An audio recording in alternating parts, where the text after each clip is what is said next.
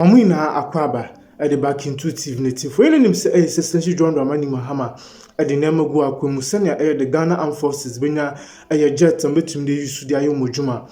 Now, Dr. Kesu out of Forson or Finance Minister so the 2026 budget into a Bontino. Or Boye and Yamati from the Air Ghana Sika between my national jet, some which is about 4 jets for the Ghana Armed Forces, the air Dr. Kesu out of Forson. Ambwana so wa Ghana for aso antisika umna kwhyesa edwumadini esam no kasetif Dr. Okoe ababontin de nsimbi ababetodwa acheche musika Dr. Kesu ato force ni endi samanyukun plan say konmato sa 4 major private jets no ama the Ghana Armed Forces ne tifo yansem ketwa na oya calculation and analysis in a that means in the next 4 years no Ghana be spending over 13 billion Ghana cedis in Kwa. That means in the early stages of since John Dramani Mahama and Andrew for Sika as the taxes Ghana for Bituano. I ask them Kitwana Sabino so expectedly no or my number be dimpa I ask them Kitwa. Now yes we no put in summer Dr. Okoe Eka now audituga. Honorable 2.6 he had a whole chapter where he talked about locations. Obi, it cannot be a mistake or an omission. And what word? Say ni refi and no nim. Say the quantum of money going into return of the Air Force. The part of the budget that talk about locations where he mentioned 100 million for General 1, 600 million for the hospitals. How come the minister did not mention the 2.6 billion Ghana cedis, which will be paid next year towards the acquisition of the for the retooling of the Air Force? 2.6 billion. 2.68 billion Ghana cedis to be paid next year. Billion in dollar terms. In cedis. Okay. Now, Ghana has a plan under John Dramani Mahama to spend close to 13 billion Ghana cedis in 4 years to purchase 2 jets and 4 helicopters for the, how do you call it, Ghana forces. Military. And I've been informed that a few other your friends say military who did the ship in Yamakawana, I didn't call 1.2 billion, but I'm sure the aircraft spend number about 1 billion. Obi, see the mechano. How say honorable to me mention 100 million for a General 1, mentioned 600 million for 3 hospitals, was able to mention some millions for 292 million for part, 110 million for 24 economy, and missed out 2.6 billion for planes. Is deliberate. On you say Ghana for who I make us say ora. Mo hwe mo hoye. Na time na mo opposition ya. Na efifre team no. Na enye say. Na 2.6 million say billion wa mboso a mo hu we. E wa appendix no. Okay. Ehona ye kire o sika every ministry. Ehona niama ne share. As for budget na kasa ne dey speech. I so be reading the manifesto. Me sha me say. Ba wo person who e be sika akode un sabe ka. E wo asie.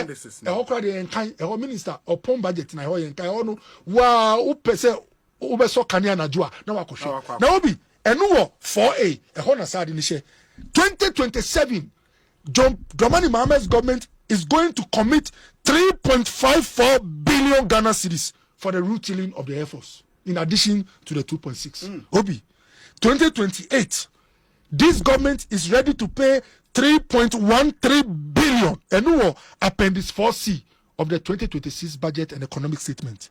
And then lastly, the last tranche payment is 2029, 3.3 billion Ghana cedis. What are you talking about? Now, Obi, Bibi. Man short. Me my dear is more two cathedral and chin here. I'll mention it. I'll give free advice to President Mahama. Whoever is listening. It is possible to get helicopters and jets at 1/4, a quarter of this amount. Of this price. And we'll get helicopters of the same quality, the same size, everything. The most complicated helicopter in the world is referred to as the Sikorsky helicopter. Sikorsky. Produced in the US. Yes. The Trump helicopter or Sikorsky helicopter.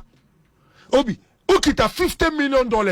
You will get the most modern, most efficient, most reliable Sikorsky with $50 million. We can get 2 at $100 million.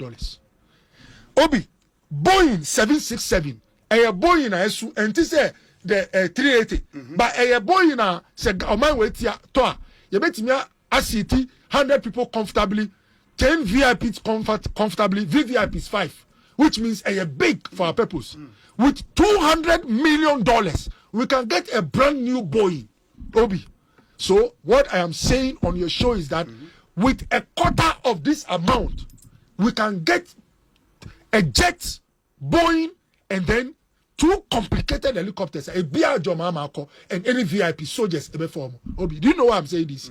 My son be time we call parliament. Yeah, the budget we move ba. Na obe only beka say a military equipment. Obi, plane now. Na President Kufuor Tinamo say yakoye service yabano. Yes. Do you know that it's an Air Force plane? Like it belongs to the Air Force. Although a presidential jet, no. Yeah, the man Air Force, the flying squadron. Sure. Because omo fly president. Sure. And to say yes, route and open me brother Tanko computer. Or see and your presidential jet, route tooling of the Air Force. Tanko, TME. And this, I beg you. When we say retooling, 25 minutes. me conclude. That's 25 minutes. 25 minutes in him. Obi. So, Obi, the point I'm making, Obi, Okoe is not saying that, Obi, Okoe is not saying that don't purchase presidential jets. Okay. But I'm here to remind President Mahama that if you spend over $1 billion on flying equipment, you have missed many opportunities. And I'll list only 3. You have missed the opportunity to complete 80% of Ajarawa 1. With half of that money, $500 million, you give hospitals to every part of this country. You have missed the opportunity to complete the road to Pram Pram, which will open up a car towards the voter region. It's a missed opportunity. You have missed the opportunity to give money to industries through reduced electricity so that they will expand unemployed jobs. You have missed the opportunity to recruit the youth in your 24-hour economy. Don't allow a so-called security advisor. I'm not talking about the national security advisor. Those who normally will tell you do this. Never let them deceive you, Mr. President, into spending $1 billion and honorable 2.6 Obi. Catch at 2.6. Next time when he presents a budget, he shouldn't mention $100 million and leave out 2.6 billion. Sometimes we a leader. From 2024 up to 2025, and the foundation laid in 2024, no, and now my young 2025. Okay. Assuming without admitting, the real scorecard of NDC will be 2026. As an economist, I will not give all the credit to us. No. Yes, I've been unfair. Foundation. I want to be a moderate. I want to be a moderate. And in moderation, no, don't be too extreme. Okay. Because I be a running going concern. Don't forget to say, you're too about we no. Now can't forget my also mayhem in Ghana. But don't say there be 57% to the massa. Okay, him the ma or the quarter. Emfa. 88, 87 in Parliament against 183 or the quarter emfa. Let's leave it hanging. And what we are seeing today, no, the moderates will argue say a certain foundation was laid, and that foundation that was laid, no, there's a build up for 1 year because in fact 1 month it's not possible. Going forward, no, the real little test of NDC as a government will be 2026 because 2025 they only inherited BB and so far equity asset plus liability. So Giamamua a cut any Japadian pejade. Yep. When you put the two together, it gives you equity. So the equity of a country called Ghana, no, is the total, the aggregate of your asset and your liability. Now you've run the country for 1 year. The indicators are so good, and the moderate will argue, say, look, if the indicators are good, they are. Obi na di baton here then, and you're unlocking the prospect in that baton, and now our indicators now are very positive. Especially on the growth of the economy. No? Precisely. World Bank for predict is by a certain percentage. Now we've done 6.3. So that means that we've done far in excess of what the World Bank told us.